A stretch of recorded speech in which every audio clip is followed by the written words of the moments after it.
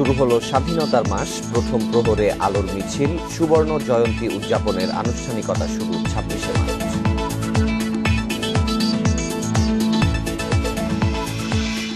Medical প্রশ্ন ফাঁস চক্রে 14 জনের বিরুদ্ধে সিআইডির অর্থ পাচার মামলা, 99 কোটি টাকা সম্পদের খোঁজ।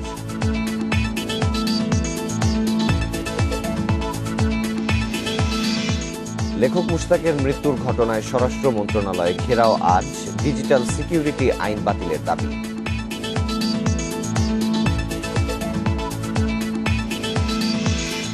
এবং রাজধানীতে রাস্তা পারাপারে বেপরোয়া 10 ভাগ পথচারী, অস্তিত্ব নেই 80 ভাগ জেব্রা ক্রসিংয়ে, বুয়েটের গবেষণা।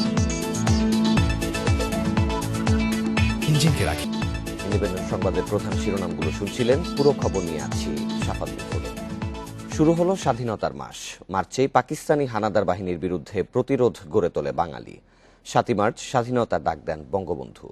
25শে মার্চ গণহত্যার প্রেক্ষাপটে 26শে মার্চ স্বাধীনতার ঘোষণা দেন তিনি।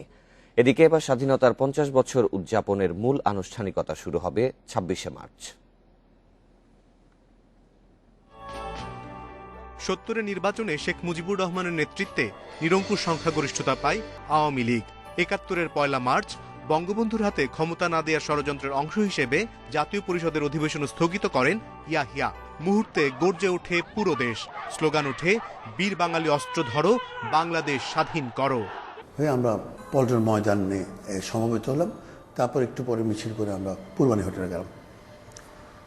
বঙ্গবন্ধু ভেতরে ছিলেন, বেরিয়ে আসলেন, এসে ওই রাস্তার ওখানে দাঁড়িয়ে উনি বক্তৃতা দিলেন যে কোনো অবস্থাতে যাই এখানে এই ঘোষণা গ্রহণযোগ্য নয়। সেই 1 মার্চ যেদিন বঙ্গবন্ধু কার্যত সিদ্ধান্ত নেন এদেশের মুক্তির সংগ্রামটাকে নতুন পর্যায়ে উন্নীত করার। এই ঘটনার প্রতিবাদে 2 মার্চ ঢাকায় এবং 3 মার্চ সারা দেশে পালন করা হয় হরতাল। পল্টন ময়দানে অসহযোগ আন্দোলনের ডাক দেন বঙ্গবন্ধু। 7 মার্চ সোহরাওয়ার্দী উদ্যানে আসে ঐতিহাসিক ঘোষণা, এবারে সংগ্রাম আমাদের মুক্তির সংগ্রাম। এর জবাব 25শে মার্চ নিরস্ত্র বাঙালির ওপর বর্বর গণহত্যা চালিয়ে দেয় পাকিস্তানি জান্তারা। শুরু হয় অপারেশন সার্চলাইট। এর প্রেক্ষাপটে 26শে মার্চ প্রথম প্রহরে ইপিআরের ওয়্যারলেসে স্বাধীনতার ঘোষণা দেন শেখ মুজিব। সে রাতেই তাকে গ্রেপ্তার করে সেনারা। শুরু হয় মুক্তিযুদ্ধ। 9 মাস রক্তক্ষয়ী যুদ্ধ শেষে আসে স্বাধীনতা। এবছর স্বাধীনতার সুবর্ণ জয়ন্তী উদযাপন করবে বাংলাদেশ। এর মূল আনুষ্ঠানিকতা শুরু হবে 26শে মার্চে। করোনার কারণে জাতীয় প্যারেড গ্রাউন্ড বা সংসদ ভবন চত্বরে অনুষ্ঠান করার কথা ভাবছে সরকার। দুইভাবেই আমরা প্রস্তুতি নিয়ে রেখেছি। যদি খোলা জায়গায় করা যায়, প্রকাশ্যভাবে করা যায়, তাহলে একভাবে আমরা কর্মসূচি সাজাবো। যদি কোনো কারণে অবস্থার উন্নতি না হয়, অবনতি হয় বা এমনি ধরনের থাকে, না করার মতো যদি পরিবেশ থাকে, তাহলে কিভাবে আমরা মিডিয়ার মাধ্যমে, অন্যান্য মাধ্যমে সেগুলো প্রচার করব, সেটারও আমরা প্রস্তুতি নিয়ে রাখছি আর কি। স্বাধীনতার সুবর্ণ জয়ন্তী অনুষ্ঠানে ভারতের প্রধানমন্ত্রী নরেন্দ্র মোদী সহ যোগ দেবেন দেশ বিদেশের বিশিষ্ট অতিথিরা। অনিমেষ কর, ইন্ডিপেন্ডেন্ট নিউজ, ঢাকা। এদিকে স্বাধীনতার মাসের প্রথম প্রহরে আলোর মিছিল করেছে আওয়ামী স্বেচ্ছাসেবক লীগ। রোববার রাত 12টা 1 মিনিটে সংগঠনটির পক্ষে রাজধানীর ধানমন্ডির 32 নম্বরে এই মিছিল করা হয়। 32 নম্বরের প্রবেশ পথ থেকে শুরু করে বঙ্গবন্ধুর প্রতিকৃতি পর্যন্ত ছিল নেতাকর্মীদের ভিড়। পরে বঙ্গবন্ধুর প্রতিকৃতিতে শ্রদ্ধা নিবেদন করেন সংগঠনটির নেতারা। এ সময় মুক্তিযুদ্ধের শহীদদের স্মরণে 1 মিনিট নীরবতা পালন করা হয়। আনুষ্ঠানিকতা শেষে নেতারা জানান, স্বাধীনতার মাসে নানা কর্মসূচির মাধ্যমে নতুন প্রজন্মের কাছে মুক্তিযুদ্ধের ইতিহাস তুলে ধরা হবে।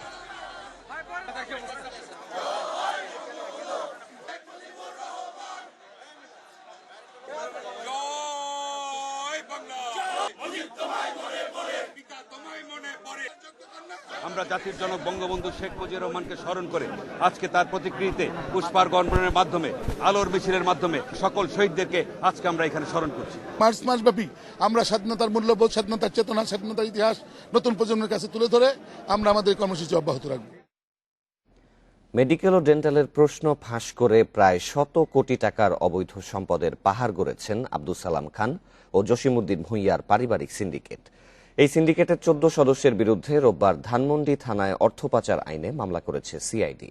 মামলার পর সিআইডি জানাচ্ছে, অবৈধ উপায়ে অর্জিত এসব সম্পদ জব্দে আবেদন করা হবে আদালতে। ঢাকা বিশ্ববিদ্যালয়ের প্রশ্ন ফাঁসের তদন্তে সামনে আসে মেডিকেল ও ডেন্টালের প্রশ্ন ফাঁসের বিষয়টি। 2020 সালে সানোয়ার হোসেন নামের এক ব্যক্তিকে গ্রেপ্তারের পর প্রশ্ন ফাঁসের পারিবারিক সিন্ডিকেটের খোঁজ পায় সিআইডি। গ্রেপ্তার হন চক্রের মূল হোতা আব্দুস সালাম খান ও তার খালাতো ভাই জসিমউদ্দিন ভুইয়া মুন্নু। এরপর থেকে একে একে গ্রেপ্তার হন এ চক্রের 9 সদস্য। সিআইডি বলছে, জসিমের পরিকল্পনায় তার খালাতো ভাই স্বাস্থ্য শিক্ষা অধিদপ্তরের ছাপাখানার সাবেক মেশিনম্যান 2006 থেকে 2018 সাল পর্যন্ত প্রশ্ন সরবরাহ করেছে। আর চক্রের অন্যরা মেডিকেল ও ডেন্টালে ভর্তিচ্ছুদের কাছে প্রশ্ন বিক্রি করে আয় করেছে 99,82,44,000 টাকা। এ টাকা দিয়ে পরবর্তীতে তারা স্থাবর অস্থাবর সম্পদের মালিক হয়েছেন। এ চক্রের বেশিরভাগ সম্পত্তি মেলে ঢাকা ও মানিকগঞ্জের সিংগাইরে। অপরাধলব্ধ আয় প্রায় 99,82,00,000 টাকা সমপরিমাণ অর্থের মানি লন্ডারিং আইনে মামলা করা হয়েছে।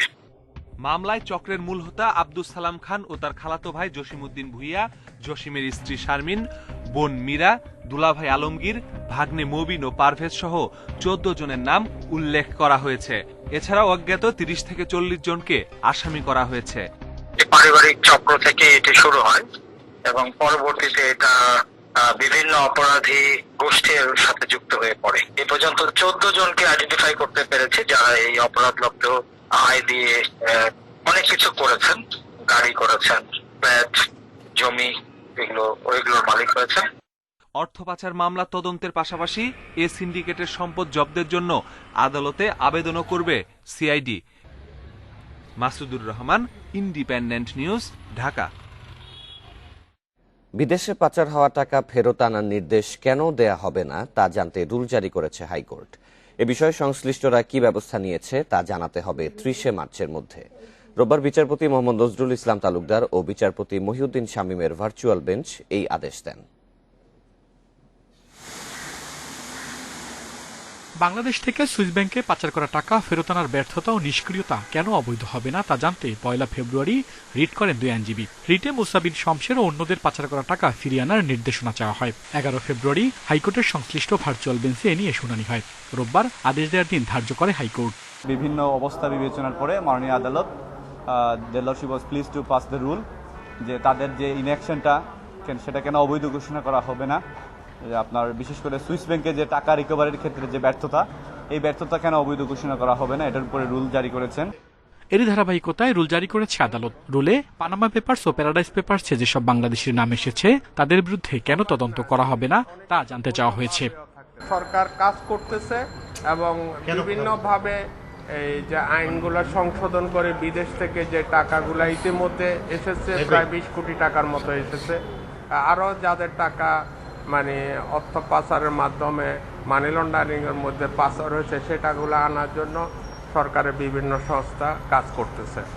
অর্থ পাচার তদন্তে একটি বিশেষ ইউনিট কেন গঠন করা হবে না তাও জানতে চেয়েছে আদালত। এদিকে শুনানিতে আদালতকে দুদক জানায় নিয়ে সরকারের আর্থিক গোয়েন্দা সংস্থা BFIU-কে চিঠি দেওয়া হয়েছে। এছাড়া পররাষ্ট্র স্বরাষ্ট্র মন্ত্রণালয়ের কাছে সহযোগিতা চাওয়া হয়েছে।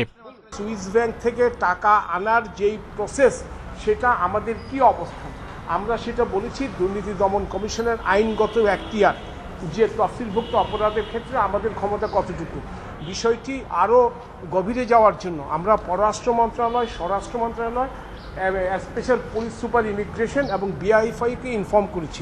তিনি আরও জানান, এরই মধ্যে কর্মপরিকল্পনা তৈরির প্রক্রিয়া শুরু করেছে BFIU-কে। Al Amin Hossain, Independent news, Dhaka.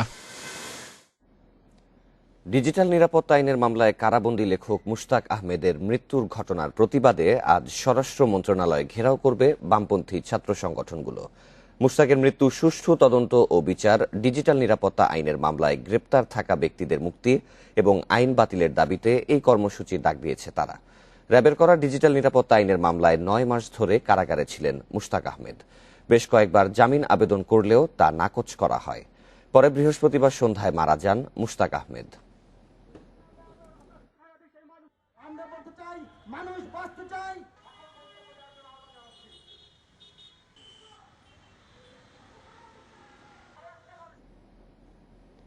এদিকে কারাগারে লেখক মুশতাকের মৃত্যুতে তদন্ত কমিটি স্বাধীনভাবে কাজ করতে পারবে না বলে শঙ্কা অধ্যাপক আনু মোহাম্মদের। রোববার বিকেলে শাহবাগে জাদুঘরের সামনে নাগরিক সমাবেশে যোগ দেন তিনি। এ সময় তিনি অভিযোগ করেন, সরকার ডিজিটাল সিকিউরিটি আইনের নামে নাগরিকদের কণ্ঠরোধ করছে।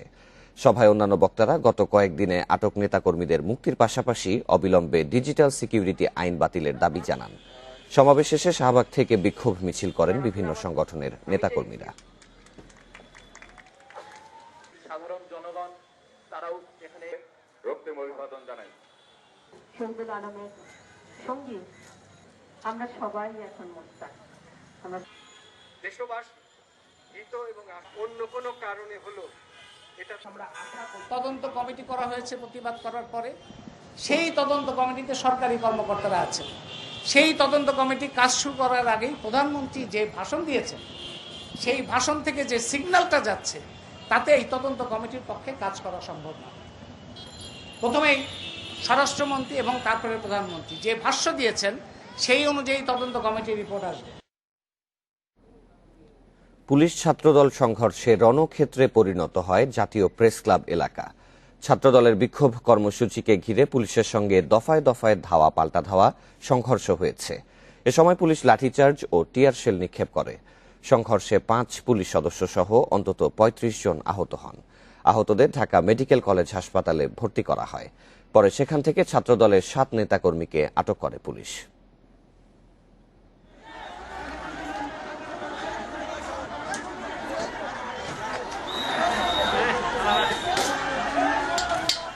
বিএনপি প্রতিষ্ঠাতা ও সাবেক রাষ্ট্রপতি জিয়াউর রহমানের খেতাব বাতিলের উদ্যোগ ও কারাগারে লেখক মুশতাকের মৃত্যুর প্রতিবাদে বিক্ষোভ কর্মসূচিতে পুলিশের বাধা উপেক্ষা করে কর্মসূচি পালনের চেষ্টা করলে পুলিশ ছাত্রদলের মধ্যে শুরু হয় ধাওয়া পাল্টা ধাওয়া।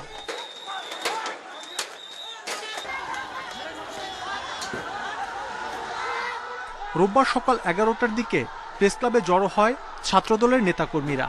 এ সময় বাইরে পুলিশের উপস্থিতি ছিল ব্যাপক। এক পর্যায়ে ছাত্রদলের ধাওয়ায় পুলিশ পিছু হটে।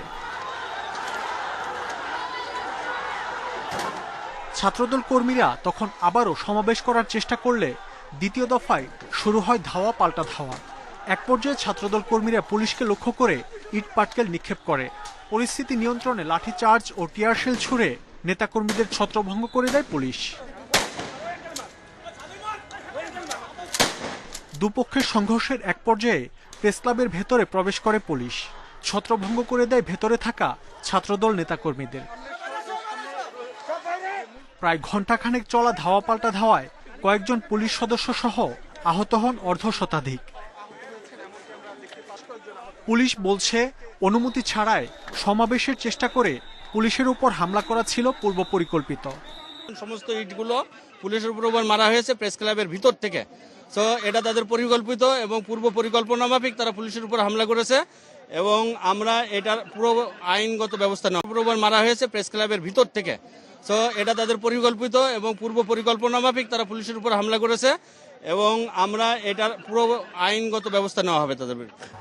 পরে প্রেস ক্লাবের অন্য একটি অনুষ্ঠানে এই পুলিশি লাঠিচার্জের নিন্দা জানান বিএনপি নেতারা।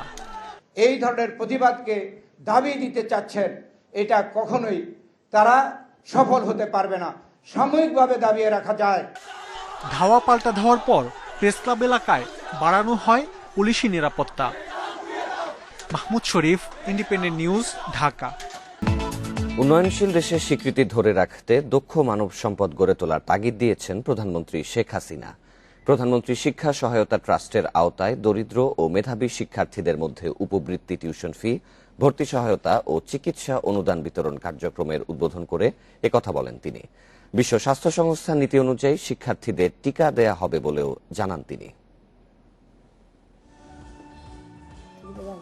2020-21 অর্থবছরে প্রধানমন্ত্রীর শিক্ষা সহায়তা ট্রাস্টের আওতায় 1,63,882,000 জন শিক্ষার্থীকে উপবৃত্তি, টিউশন ফি, ভর্তি সহায়তা ও চিকিৎসা অনুদান দিলেন প্রধানমন্ত্রী শেখ হাসিনা।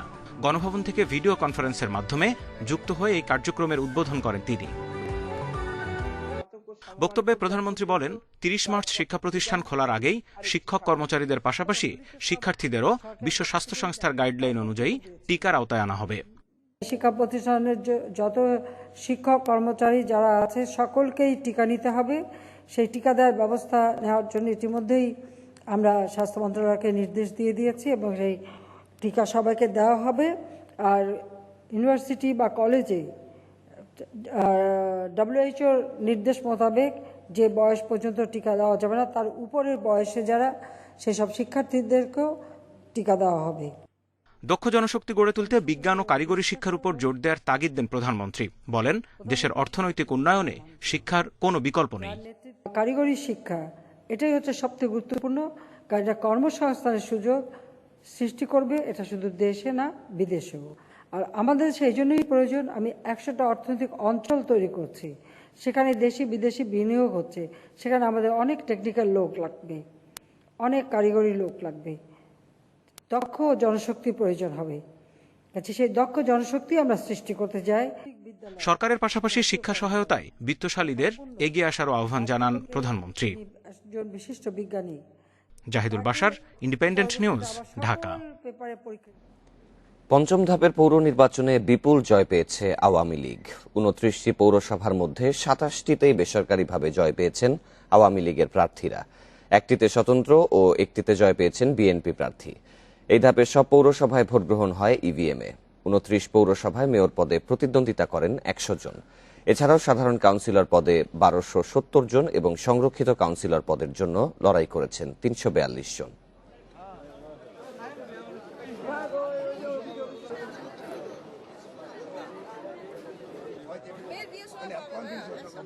এদিকে আসন্ন ইউনিয়ন পরিষদ নির্বাচনে অংশ না নেওয়ার সিদ্ধান্ত নিয়েছে বিএনপি।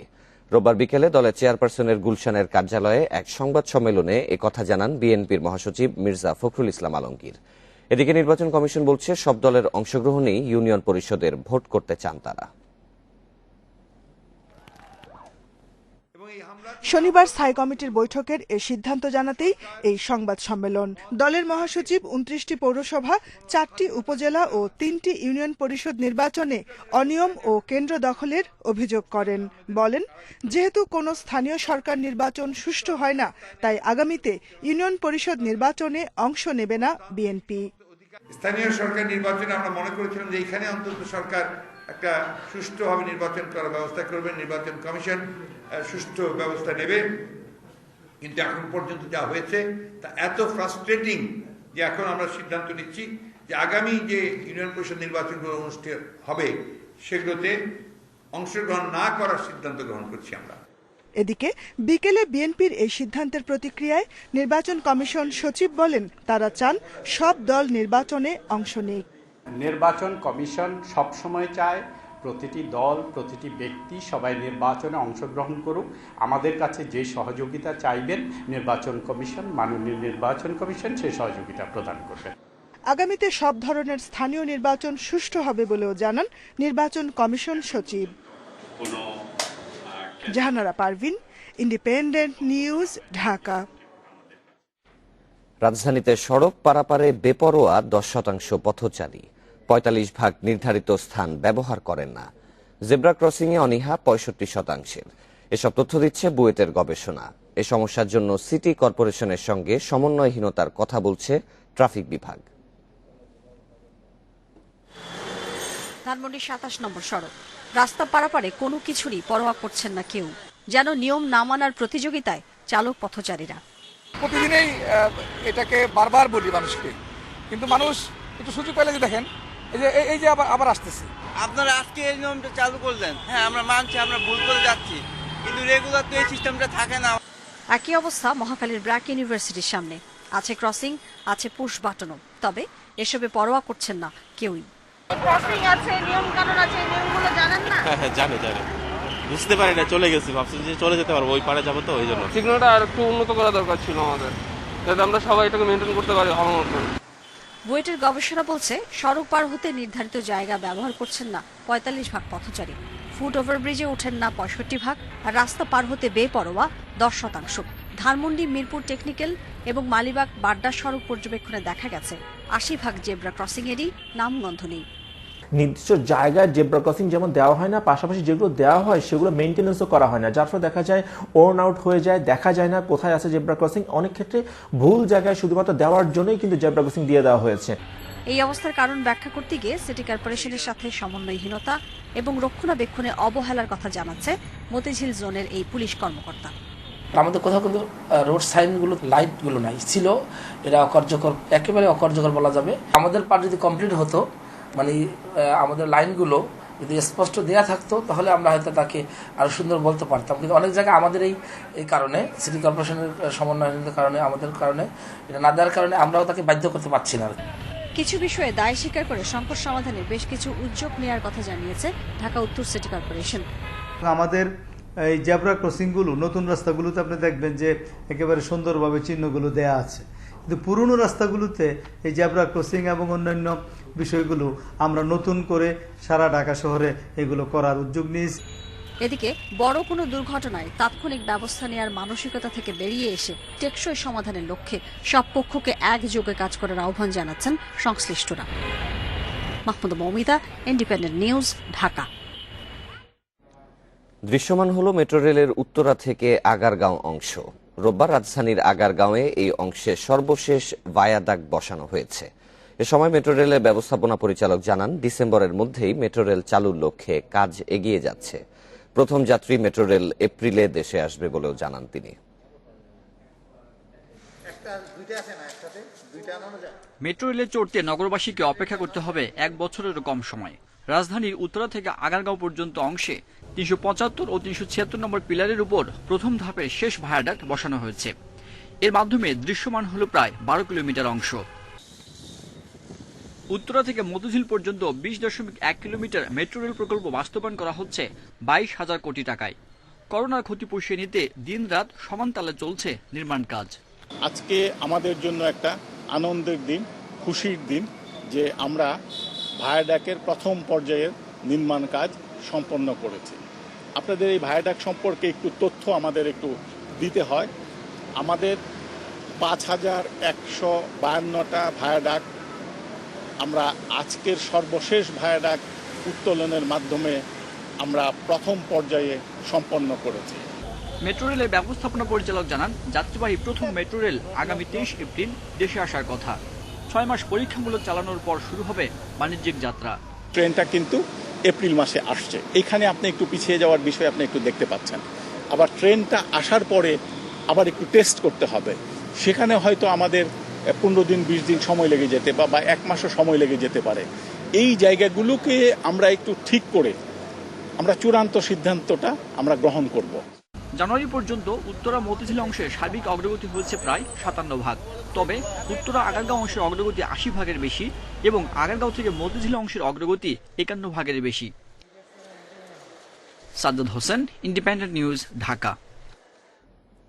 রাজধানীর মশা নিয়ন্ত্রণে ড্রোন ব্যবহারের কথা ভাবছে ঢাকা উত্তর সিটি কর্পোরেশন। দেশে তৈরি এই ড্রোন প্রতি মিনিটে 5 লিটার মশার ওষুধ ছিটাতে সক্ষম। এরই মধ্যে বনানীতে পরীক্ষামূলক কার্যক্রম চালানো হয়েছে। মেয়র আতিকুল ইসলাম জানান, যেসব খাল ও লেকে মশককর্মী দিয়ে ওষুধ ছিটানো সম্ভব নয়, সেখানে ড্রোন ব্যবহার করা হবে। রাজধানীর বনানী লেকে উঠছে ড্রোন, ধ্বংস করা হচ্ছে মশার প্রজনন স্থল। নগরবাসীকে মশার কামড় থেকে বাঁচাতে ডিএনসিসির রাজধানীর বনানী লেকে উঠছে ড্রোন, ধ্বংস করা হচ্ছে মশার প্রজনন স্থল। নগরবাসীকে মশার কামড় থেকে বাঁচাতে ডিএনসিসির এ উদ্যোগ। ঢাকায় এখন মূল উৎপাত কিউলেক্স মশার, যার রাজত্ব খাল ও লেকে, যেখানে চাইলেও পৌঁছতে পারে না মশক কর্মী, তাই নিয়ন্ত্রণেও আসে না। ডিএনসিসি বলছে, ড্রোনের মাধ্যমে জলাশয়ে ওষুধ ছিটানো হবে, এতে কমবে শ্রম ও সময়। আধুনিক টেকনোলজি দিয়ে কি করে খালগুলোতে একদম মাঝ পর্যায়ে গিয়ে আমরা, এবং যে জায়গায় মানুষ পৌঁছাতে পারছে না সেখানে আমরা ড্রোনের মাধ্যমে যাতে করে দিতে পারি। মোরওভার আপনার অল্প সময়ে অনেক জায়গা কভার করে যাতে আমরা স্প্রেগুলো করতে পারি, এটাই হলো আমাদের মূলত উদ্দেশ্য। একটি ব্যাটারিতে 25 মিনিট আর 2টি ব্যাটারিতে 50 মিনিট উঠতে পারে এই ড্রোন। প্রতি মিনিটে ছিটাতে পারবে 5 লিটার কীটনাশক। এটি একসাথে 20 লিটার পর্যন্ত তরল বহন করতে সক্ষম। অনেকে কিন্তু ড্রোন কিন্তু আছে এখন, তাদেরকে আমরা বলছি তোমরা তোমাদের ড্রোনগুলো নিয়ে আসো।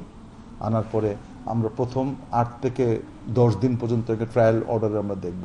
খালগুলোর উপরে যেহেতু মানুষ বা গাড়ি কোনোটাই যাবে না, সেখানে আমরা ড্রোনের মাধ্যমে আমরা চাচ্ছি এই কাজগুলোকে করার জন্য।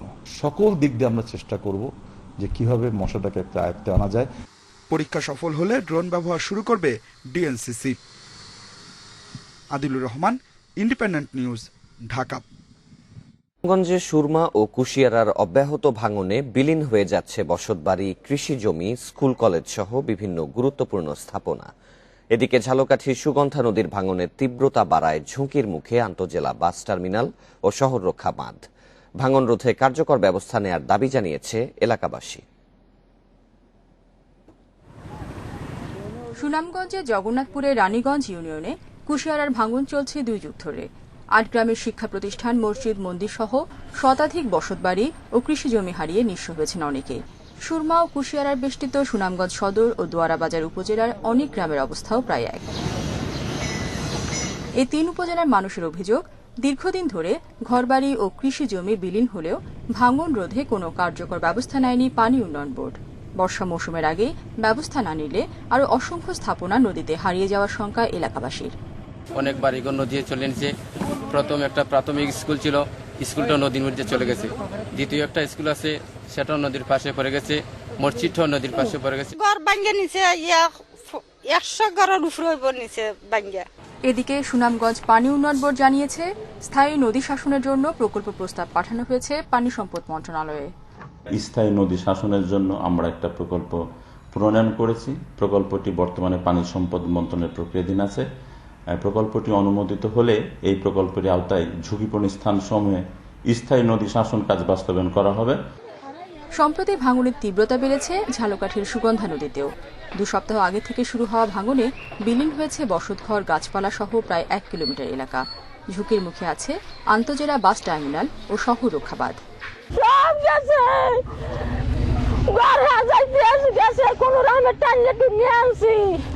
এখন আমরা কি করবো? এই তোমার ভালো হয়েছে, মানে ঘরটা তো এখন পুরো নামিয়ে যাইতেছে। এখন আমরা সবাই আতঙ্কের ভিতরে আছি। নদী ভাঙন রোধে দ্রুত কার্যকর ব্যবস্থা নেওয়ার দাবিতে মানববন্ধন করেছেন এলাকাবাসী। রেশমি নন্দী, ইন্ডিপেন্ডেন্ট নিউজ। ভালো সম্ভাবনা থাকা সত্ত্বেও অন্য জাতের সংকরায়নে হুমকিতে রয়েছে ব্ল্যাক বেঙ্গল ছাগল। বিশেষজ্ঞরা বলছেন, এ জাতের সঠিক সম্প্রসারণ গ্রামীণ অর্থনীতিতে গুরুত্বপূর্ণ ভূমিকা রাখতে পারে। ব্ল্যাক বেঙ্গল ছাগলের জাত উন্নয়নে নানা উদ্যোগের কথা জানিয়েছে প্রাণী সম্পদ অধিদপ্তর। বিশ্বে ছাগলের জাতের মধ্যে অন্যতম বাংলাদেশে ব্ল্যাক বেঙ্গল।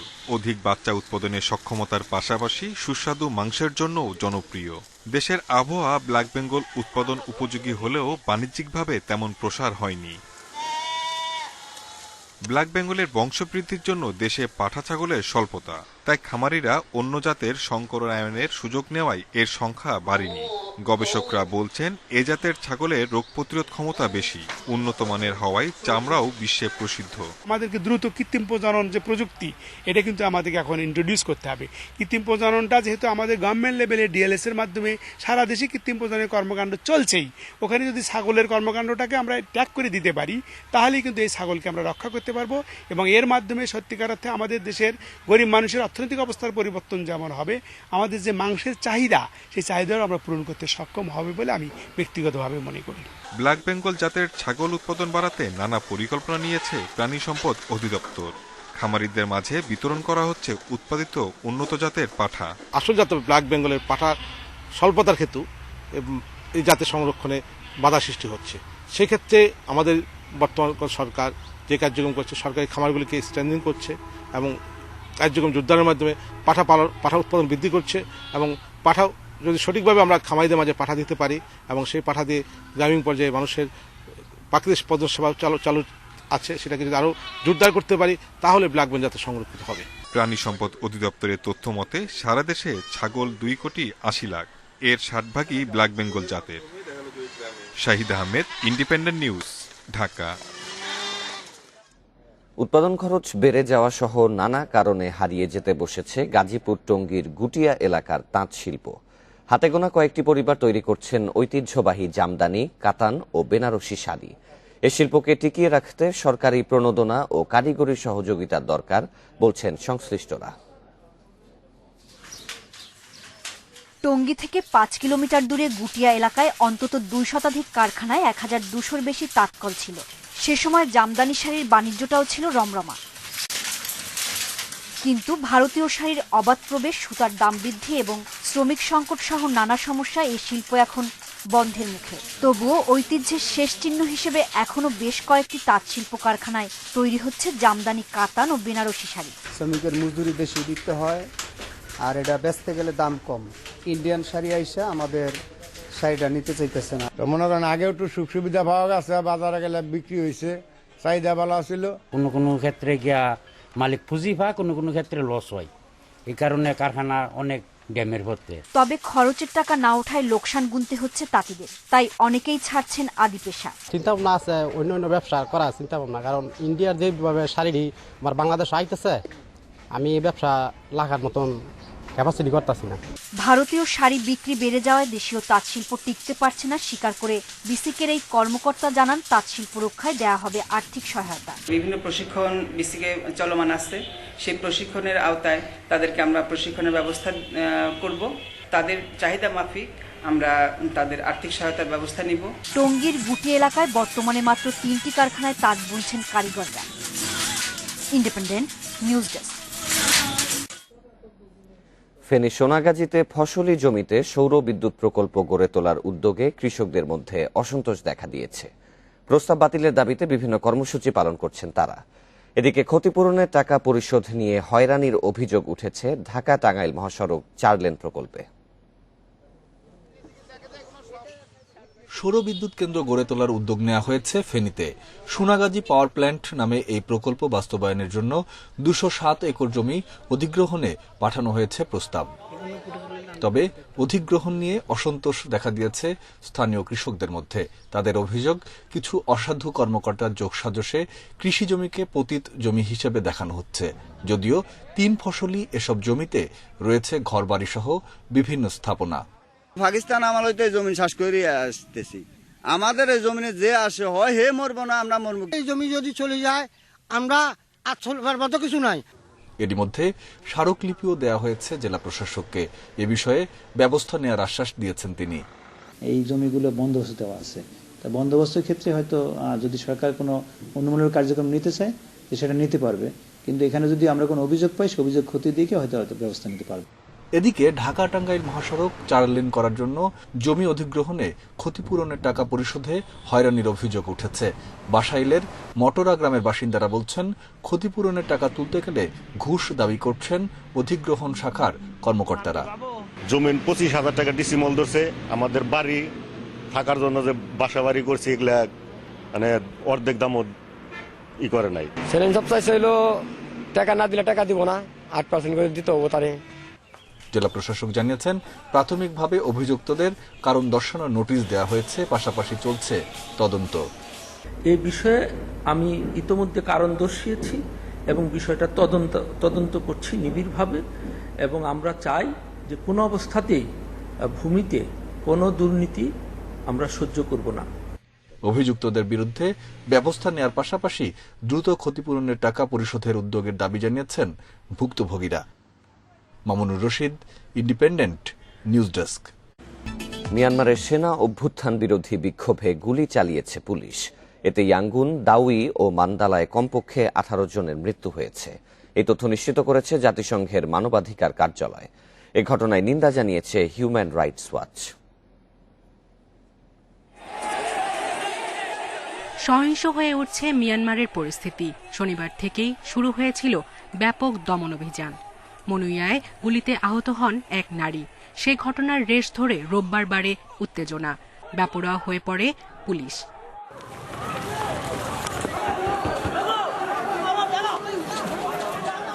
ইয়াঙ্গুনে বিক্ষোভ ছত্রভঙ্গ করতে শুরুতে ছোড়া হয় স্টান গ্রেনেড ও টিয়ার গ্যাস। তাতে কাজ না হলে চালানো হয় গুলি। হতাহতদের হাসপাতালে নেওয়া হয়েছে।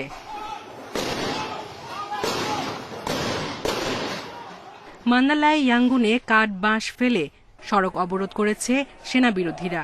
তাদের সরাতে ছোড়া হয়েছে টিয়ার গ্যাস ও জলকামান। এই ঘটনায় নিন্দা জানিয়ে শান্তিপূর্ণ বিক্ষোভে প্রাণঘাতী অস্ত্র ব্যবহারকে অগ্রহণযোগ্য বলেছে হিউম্যান রাইটস ওয়াচ। এটা এখন পরিষ্কার, মিয়ানমারের আইনশৃঙ্খলা বাহিনী শান্তিপূর্ণ বিক্ষোভে প্রাণঘাতী অস্ত্র ব্যবহার করছে, পরিস্থিতি আরও ভয়াবহ করে তুলেছে। এ ঘটনা খুবই আপত্তিকর ও অগ্রহণযোগ্য। দমন অভিযান এখনই বন্ধ করা উচিত। বিক্ষোভ দমনে গুলি করা যাবে না। প্রাণহানির ঘটনার নিরপেক্ষ তদন্ত হতে হবে। 1 ফেব্রুয়ারি সেনা অভ্যুত্থানের আগেই আটক করা হয় মিয়ানমারের নেত্রী অং সান সুচিকে। তার মুক্তি ও সেনা শাসনের অবসান চেয়ে বিক্ষোভ চলছে। সায়রা খান, ইন্ডিপেন্ডেন্ট নিউজ। চট্টগ্রামে আয়ারল্যান্ড উলভসের বিপক্ষে 4 দিনের ম্যাচ 2.5 দিনেই জিতে নিয়েছে বাংলাদেশ ইমার্জিং দল। তানভীর ইসলামের স্পিনে বিধ্বস্ত সফরকারীরা ম্যাচ হেরেছে ইনিংস ও 23 রানে। 106 রান খরচায় 13 উইকেট শিকারে আলোচনায় তানভীর। প্রথম শ্রেণীর ক্রিকেটে বাংলাদেশিদের মধ্যে যা তৃতীয় সেরা বোলিং। প্রথম ইনিংসে ক্যারিয়ার সেরা 5 উইকেট নিয়ে সফরকারীদের ভুগিয়েছেন। দ্বিতীয় ইনিংসে সেই আত্মবিশ্বাস এনে দিয়েছে আরো বড় অর্জন। ফার্স্ট ক্লাস ক্রিকেটের রেকর্ড বুকে জায়গা করে নিয়েছেন বরিশালের স্পিনার তানভীর ইসলাম। তার ঘূর্ণিতে দ্বিতীয় ইনিংসে আরো অসহায় ছিল আইরিশ ব্যাটসম্যানরা। এবার শিকার সংখ্যা 8।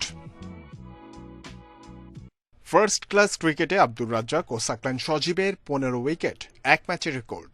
এনামুল জুনিয়রের ম্যাচে 13 উইকেট থাকলেও রান কম দেয়ায় তানভীর এখন তৃতীয় সেরা বোলিং ফিগারের মালিক। আমার ফোর্ডে খেলা, লাল বলের খেলার অভিজ্ঞতা তেমন ছিল না। আল্লাহর রহমতে আমার খুব কম অভিজ্ঞতা। আর আয়ারল্যান্ডের যে ব্যাটসম্যানরা ছিল ন্যাশনাল টিমের, ওরা অনেক ভালোই খেলতেছিল। কিন্তু ওরা আমাদের চাম্পাকা স্যার একটা কথাই বলছে যে উইকেট টু উইকেট বোলিং পাবা, হার্ড লেন, ওদের টেস্ট অভিজ্ঞতা অত বেশি নাই, ঠিক আছে, ওরাই ভুল করবে। এর আগের 11 ম্যাচে পেয়েছিলেন মাত্র 19 উইকেট। সে বোলারই কিনা এক ম্যাচেই নিলেন 13 উইকেট। তার দুর্দান্ত বোলিংয়ে ইনিংস জয় পেয়েছে সাইফের দল। এই উইনটা অনেক ইম্পর্টেন্ট ছিল আমাদের জন্য, আর ওভারঅল এটা অনেক কাজে দেবে আমাদের। নেক্সট সামনে যে ওয়ানডে সিরিজ আসবে সেখানেও সেটা আমাদের জন্য হেল্প করবে। সাদা বলের জন্য আমাদের প্রিপারেশনটা খুব ভালো। ইনশাল্লাহ যদি আমরা ম্যাচ বাই ম্যাচ আমাদের সেরাটা দিতে পারি, ইনশাল্লাহ আমরা আমাদের সেরা রেজাল্টটা দিতে পারবো। 5 মার্চ দুই দল প্রথম ওয়ানডেতে মুখোমুখি হবে। চট্টগ্রামে 3টি ওয়ানডে খেলে আসবে ঢাকায়। মিরপুরে হবে 2 ওয়ানডে ও 2 টি20। জহিরুল ইসলাম, ইন্ডিপেন্ডেন্ট নিউজ। মাঠের বাইরের কাণ্ডে বিতর্কিত শাহাদাত হোসেন রাজীব বিসিবির কাছে শাস্তি কমানোর আবেদন করেছেন। 5 বছর নিষেধাজ্ঞা 1.5 বছর পার হওয়ার পর মানবিক বিবেচনায় ক্রিকেটে ফিরতে চান এই পেসার। আবেদনে মায়ের ক্যান্সারের বিষয়টি তুলে ধরেছেন তিনি। 2019 সালে জাতীয় ক্রিকেট লিগের ম্যাচে সতীর্থের গায়ে হাত তোলায় 5 বছর নিষিদ্ধ হন রাজীব। সিনিয়র ক্রিকেটার হিসেবে এই কাজটা করা উচিত হয় না, সেটা আমি নিজেই বুঝতেছি, আমি নিজে রিয়েলাইজ করছি। এবং আমি আপনার ক্রিকেট বোর্ডকে যে লিখিত দিয়েছি, ওই লিখিততে অনেক কিছু লেখা ছিল। সেটা হলো যে নেক্সট টাইম যদি কোনদিন ভুল হয় তো হয়তো বা আমি আর ক্রিকেট বোর্ডের কাছে যাব না। This is my last chance. শেষ করব ইন্ডিপেন্ডেন্ট সংবাদ, তবে তার আগে শিরোনামগুলো আরো একবার। শুরু হলো স্বাধীনতার মাস, প্রথম প্রহরে আলোর মিছিল। সুবর্ণ জয়ন্তী উদযাপনের আনুষ্ঠানিকতা শুরু 26শে মার্চ।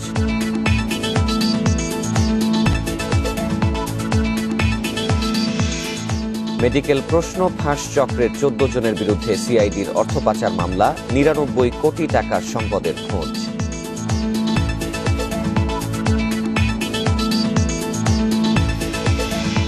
লেখক মুশতাকের মৃত্যুর ঘটনায় স্বরাষ্ট্র মন্ত্রণালয় ঘেরাও আজ, ডিজিটাল সিকিউরিটি আইন বাতিলের দাবি।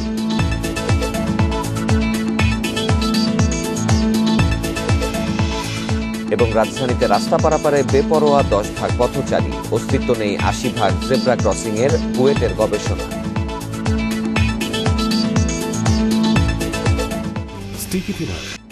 আর এই ছিল এখনকার ইন্ডিপেন্ডেন্ট সংবাদে।